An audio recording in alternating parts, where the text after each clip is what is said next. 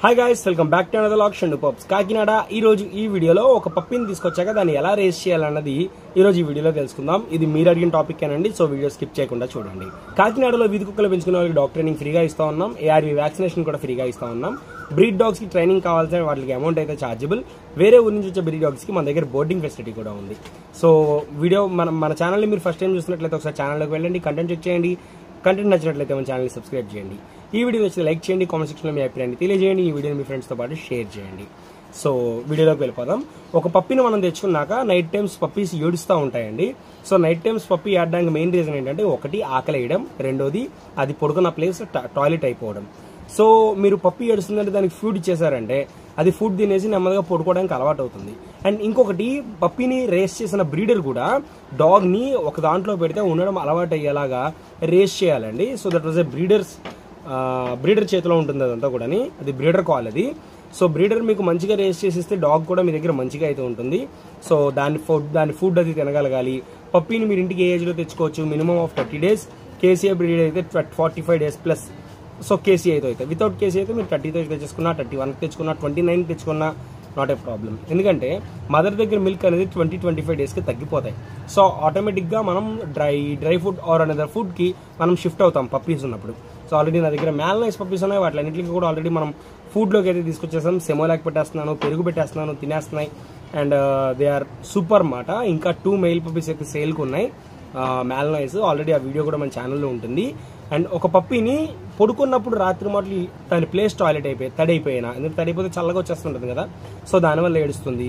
కడుపు నొప్పి వస్తే ఏడుస్తుంది, అండ్ ఆకలి వేస్తే ఏడుస్తుంది. సో కడుపు నొప్పి వస్తే ఏడుస్తుంది అని మీకు ఎలా తెలుస్తుంది అంటే, దాని పొట్ట ఉబ్బిపోయి ఉంటుందండి, కొంచెం గట్టిగా ఉంటుంది, అంటే గ్యాస్ట్రిక్ పట్టేసి ఉంటుంది అనమాట.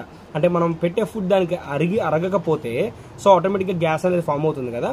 సో అందుకని చెప్పని పప్పి ఏడుస్తూ ఉంటుంది. ఆ టైంలో మీరు వుడ్వర్డ్స్ కానీ లేదా డాగ్కి సంబంధించిన డైజెషన్ సిరప్స్, టానిక్స్ ఉంటాయి. సో అవైనా మీరు డాక్టర్ని సజెషన్ తీసుకొని ఫస్ట్ ఎయిడ్గా ఇంట్లో పెట్టుకొని ఉంచుకోవాలి. సో ఒక పప్పీకి ఫస్ట్ ఎయిడ్గా తెచ్చి పెట్టుకోవాల్సిన దాంట్లో ముఖ్యమైన విషయమైనది ఈ డైజెషన్కి సంబంధించింది. నేనైతే నా డాగ్కి నేను డైరెక్ట్గా వుడ్వర్డ్స్ ఇచ్చుకుంటాను. నాకు ఎప్పుడు ప్రాబ్లం అవ్వలేదు దాంతో. సో మీరేం వాడతారన్నది మీ ఇష్టం, మీరు డాక్టర్ని అడిగి వాడండి, ప్రాబ్లం ఏం కాదు. వుడ్వర్డ్స్ వాడడం వల్ల ఎటువంటి ప్రాబ్లం అయితే లేదు, నాకైతే ఇప్పటిదాకా రాలేదు కూడా. అండ్ పప్పీస్ దీనికోసం ఏడుస్తాయి. రెండోది పప్పీ యొక్క deworming and vaccination schedule. So మీరు డీవార్మింగ్ అండ్ వ్యాక్సినేషన్ షెడ్యూల్ కోసం డెఫినెట్గా తెలుసుకోవాలండి. ఎందుకంటే ఒక పప్పీని రేస్ చేసినప్పుడు అది హెల్దీగా రేస్ అవ్వాలి, అంటే హెల్దీగా పెరగాలి, హెల్దీ వాతావరణంలో పెరగాలి. సో హెల్దీగా పెరగడానికి, హెల్దీ వాతావరణంలో పెరగడానికి తేడా ఏంటంటే, డాగ్ని మనం రేస్ చేసే విధానం, అంటే దానికి మనం బయట అలవాటు చేసేవి ఇవన్నీ కూడా హెల్దీ వాతావరణానికి సంబంధించినవి. మనం పెట్టే ఫుడ్, ఇచ్చే వ్యాక్సిన్ ఇవన్నీ కూడా దాని బాడీకి సంబంధించినవి. సో మీరు పెట్టే ఫుడ్ అనేది దానికి డైట్కి దానికి సంబంధించినది అయితే ఉండాలి. మీరు విత్ పేపర్ తీసుకున్నట్లయితే ఆ బ్రీడర్ యొక్క సజెషన్స్ డెఫినెట్లీ తీసుకోండి. వితౌట్ పేపర్ తీసుకున్నట్లయితే మీకు ఎవరు చెప్పకపోతే నా నెంబర్కి డెఫినెట్లీ మెసేజ్ చేయండి, నేను మీకు డెఫినెట్లీ చెప్తాను. వ్యాక్సినేషన్స్ ఇవన్నీ అయిపోయిన తర్వాత పప్పీకి పాటీ అండి. సో పడుకొని లేచిన తర్వాత లేదా ఫుడ్ తిన్న వెంటనే డాగ్ పాటీ ఆర్ టాయిలెట్ అనేది చేస్తూ ఉంటుంది. నార్మల్ టైమ్స్లో కూడా ఆడుతూ చేస్తూ ఉంటుంది.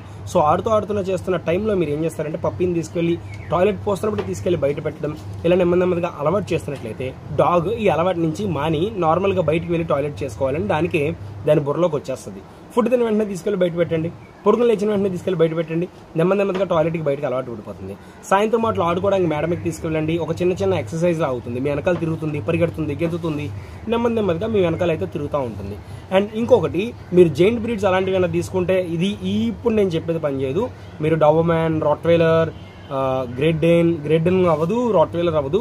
మిగిలిన ఏదైనా కొంచెం మీడియంగా కనిపించే బ్రీడ్స్ ఏమన్నా సరే ఇప్పుడు నేను చెప్పేది పనిచేస్తుంది. డాగ్కి బైక్ అలవాటు చేయండి చిన్న వయసు నుంచే. మీరు నెగ్లెక్ట్ చేయొద్దు. ప్రతిరోజు ఒక రౌండ్ దాన్ని ముందు కూర్చోబెట్టుకొని చిన్నగా స్టార్ట్ చేయడం చేస్తూ ఉంటే, మీరు రేపు డాగ్కి ఏదైనా ఒంట్లో బాగోపోయినా టక్ మంది తీసి బండి మీద పెట్టుకొని మీరు ఒక్కలే బండి మీద తీసుకెళ్ళిపోయేలా ఉండాలి. సో నా బాక్సర్స్, నా కేనీ కోర్సర్స్ ఇవన్నీ కూడా బండి మీద కూర్చుంటాయి, అసలు వాటికి ఎటువంటి ప్రాబ్లం ఉండదు, చక్కగా ఉంటాయి. అండ్ రెండోది ఫుడ్ అగ్రెషన్. డాగ్కి ఫుడ్ అగ్రెషన్ రాకుండా ఉండాలి అంటే చిన్నప్పటి నుంచి కూడా మీరు డాగ్కి చేత్తో మీరు ఫుడ్ పెడతా ఉండాలి.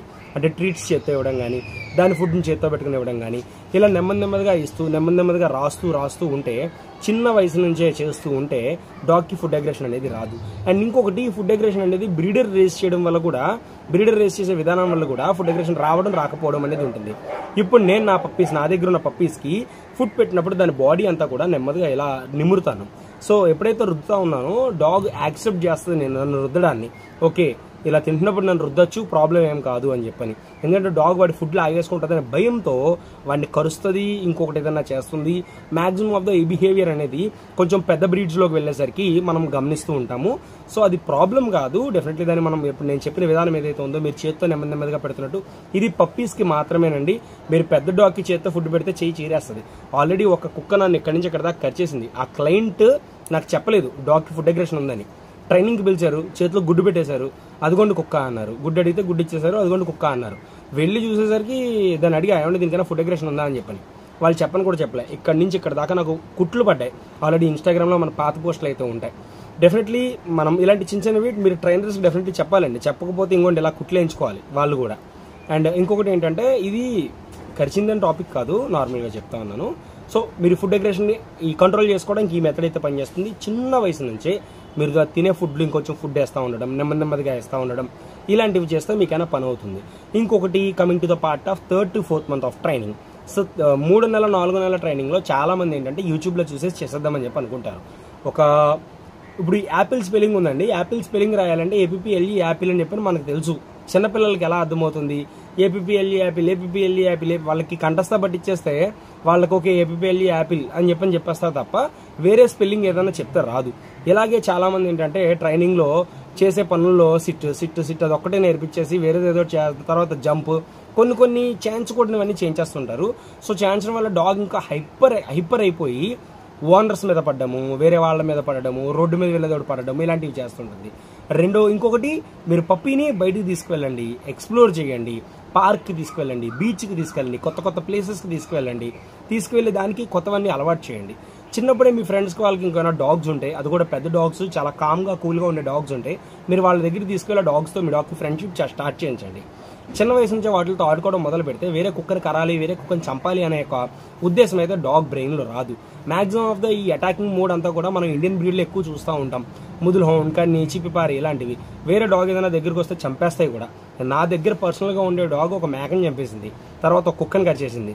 అది చాలా పెద్ద పెంట అయిందనుకోండి. తర్వాత అది చాలా సంవత్సరాల విషయం అది. ఇవి మన ఇండియన్ బ్రీడ్స్లో చాలా ఎక్కువగా ఉంటాయి, వైల్డ్నెస్ అనేది. సో వేరే జంతువుని వేటాడాలి అని ఒక కోరిక వాటికి చాలా బలంగా, అంటే వాటి రక్తంలో కూడా ఇమిడిపోయి ఉండడం వల్ల వేరే జంతువుని చూడగానే కరాలి, చంపాలి, వేటాడాలి అనే ఒక పాయింట్లోకి వచ్చేస్తుంది. ఇప్పుడు నా బాక్స్లో దాని దగ్గర నేను కోడి పిల్లలను వదిలేసిన, ఇంకా వేరే కుక్క పిల్లలను వదిలేసిన, లేదా వేరే కుందేలు పిల్లలను వదిలేసిన వాడు చాలా హ్యాపీగా యాక్సెప్ట్ చేస్తాడు. ఎందుకంటే నేను వాడికి చిన్నప్పటి నుంచి ఇవి డైరెక్ట్గా నువ్వు అలా పచ్చిగా తినేసే పదార్థాలు కాదురా బాబు, నువ్వు వాటితో ఆడుకోవాలి. ఇప్పుడు కోడి పిల్లలు ఉన్నాయి, కోడి పిల్లలు అలా తినేకూడదు, వాటితో ఆడుకోవాలి అని నేను నేర్పించాను. అది చిన్న వయసులో ఉన్నప్పుడు దాని బుర్రలో ఏముండదండి, ఇట్స్ లైక్ వైట్ పేపర్. మీరు ఆ వైట్ పేపర్లో మీరు ఏం రాస్తే అదే ఉంటుంది దాని బుర్రలో. చిన్నప్పుడే మీరు కరడ నేర్పించి పట్టుకో సూపర్ పరిగెట్టు అని నేర్పిస్తే ఆటోమేటిక్గా పెద్ద కదా పరిగెడతానంటది. సో డెఫినెట్లీ మళ్ళీ మీరు నెత్తుకుంటూ ట్రైనర్ వెనకాల పరిగెట్టాలి. ట్రైనర్ ఖాళీ లేదంటే వెయిట్ చేయాలి. ఇప్పుడు కూడా నా దగ్గర చాలా మంది ట్రైనింగ్ కోసం వచ్చేవాళ్ళు 1 month వెయిట్ చేయడానికి అలా పాపం చాలా బాధపడుతుంటారు. ఏమన్నా ఇంకొక 1 month దీన్ని లాగడాన్ని ఆపాలా, మాకు కొంచెం బేగా చూడండి అని చెప్పని అడిగిన వాళ్ళు నాకు చాలా మంది ఉన్నారు. ఇది చాలా మంది కుక్కలకి మనం చేస్తున్నాము, మన ఛానల్లో వీడియోస్ ఉంటాయి, మీరు చూడొచ్చు. అండ్ డాగ్ యొక్క లీష్ పుల్లింగ్ చూడండి, చిన్నపిల్లప్పటి నుంచే మీరు చేతితో ఫుడ్ పెట్టి అటు ఇటు పిలుస్తూ ఉన్నట్లయితే డాగ్ ఎక్కడికి పారిపోతుంది. దాని ఇల్లు, దాని ప్లేస్ అని దానికి నమ్మకం కలగాలి. ఎప్పుడైతే దానికి నమ్మకం కలుగుతుందో అది మీ ఇల్లు వదిలి అసలు ఎక్కడికి వెళ్ళదు. ఇప్పుడు నా బాక్సర్ని నేను వదిలేసినా, లేదా నా మ్యాన్లో వదిలేసినా, ఈ కేన్ కోర్స్ ఏమైనా సరే నేను రోడ్డు మీద తీసుకెళ్లి తాడుతూ వదిలేసినా చక్కగా నాతో పాటు వెనకాల వచ్చేస్తే తప్ప మరి అమ్మ ఈడు వదిలేడరా పారిపోదాం అని చెప్పి ఆలోచించాం. సింపుల్గా ఏంటంటే డాగ్ని పెంచే ఒక మెథడ్ అండ్ డాగ్ని రేస్ చేయడం అనేది చాలా సింపుల్ మ్యాటర్ అండి. దాన్ని ఏదో ఆబ్జెక్టిఫై చేసి ఇలాగే చేయాలి, ఈ ప్రక్రియ ముందు చేయాలి, ఇది తర్వాత చేయాలి అని ఏం లేదు. కానీ కొన్ని ఫుడ్ అగ్రెషన్ కానీ, వేరే జంతువుల్ని పరిచయం చేయడం కానీ, వేరే వాతావరణాన్ని పరిచయం చేయడం కానీ, కారులో కూర్చోబెట్టడం కానీ, ఇవన్నీ కూడా మీరు చిన్నతనంలోనే దానికి బేగా అలవాటు చేస్తే ఇది మీకు ఈజీ అవుతుంది. అంతే తప్ప మీరు ఒక డాగ్ ఏజ్ పెరిగిపోయిన తర్వాత 1 year 1.5 year వచ్చిన తర్వాత మీరు చేద్దామంటే అవ్వదు. డెఫినెట్లీ మీరు ట్రైనర్ సాయం అయితే తీసుకోవాల్సిన అవసరం ఎంతైనా ఉంటుంది. ఫస్ట్ మీరు ట్రై చేయండి, మీ దగ్గర కంట్రోల్ అవ్వకపోతే మాత్రం మా దగ్గరికి తీసుకురండి. చూడండి, ఇక్కడ రేస్ చేయాలి కంపల్సరీ, మనం బాగా రేస్ చేయాలని మేము ఎందుకు చెప్తున్నామంటే ఫ్యూచర్లో ఇప్పుడు కొన్ని బ్రీడ్స్ని మాత్రమే బ్యాన్ చేసామని గవర్నమెంట్ జియో ఇచ్చింది. తర్వాత దాని మీద స్టే తెచ్చాము. ఆ స్టే సపోజ్ ఫెయిల్ అయింది అనుకోండి, కంపల్సరీ వీటిలన్నింటినీ న్యూట్రింగల్ చేయాల్సిందే. కంపల్సరీ. అప్పుడు ఇంకో కేసు వేస్తారులేండి, అది పెద్ద విషయమేం కాదు. ఎందుకంటే ఇప్పుడు ఈ కోర్టులో కేసు ఓడిపోతే మనం ఇంకో కోర్టులో కేసు వేయచ్చు, ఆ కోర్టులో ఓడిపోతే ఇంకో కోర్టులో కేసు వేయచ్చు. సో ఇంకో కోర్టులో మనకు ఫేవరబుల్గా జడ్జి వచ్చింది అనుకోండి, జడ్జ్మెంట్ వస్తే ఆ జడ్జ్మెంట్ కాపీని తీసుకొచ్చి వేరే కోర్టులో మనం ఇంకో కేసు ఇందులో నాకు ఫేవరబుల్గా వచ్చింది అని మనం చూపించి అందులో కూడా కేసు ఫైల్ చేసుకోవచ్చు. బట్ పెద్ద పెద్ద లాయర్స్, మంచి మంచి లాయర్స్ అందరూ కూడా ఆల్రెడీ దాని నుంచి చేస్తూ ఉన్నారు. No need to worry about that. Definitely case win అవుతాం. కానీ ఫ్యూచర్లో ఏదైనా పరిస్థితి వస్తే ఇప్పుడు కోర్టు కొన్ని ఆంక్షలు విధించే అవకాశం ఉందండి. అంటే డాగ్ కరిస్తే మీరు 20,000 కట్టాలి, 30,000 కట్టాలి అని చెప్పని. ఇలాంటి పరిస్థితుల్లో మీరు డెఫినెట్లీ మీ కుక్క మీ ఇంటిని గార్డ్ చేయాలి, కరెక్ట్, నేను ఒప్పుకుంటాను. కానీ రోడ్డు మీదకి వచ్చిన తర్వాత డాగ్ కామ్గా ఉండాలి. అది మనం డాగ్కి నేర్పించగలగాలి. సో మీరు నేర్పించినట్లయితే డాగ్ అనేది మీరు బాగుంటారు, డాగ్ బాగుంటుంది, మీ లైఫ్ చాలా ప్రశాంతంగా ఉంటుంది. Thank you all. Thank you for watching the videos. Thank you.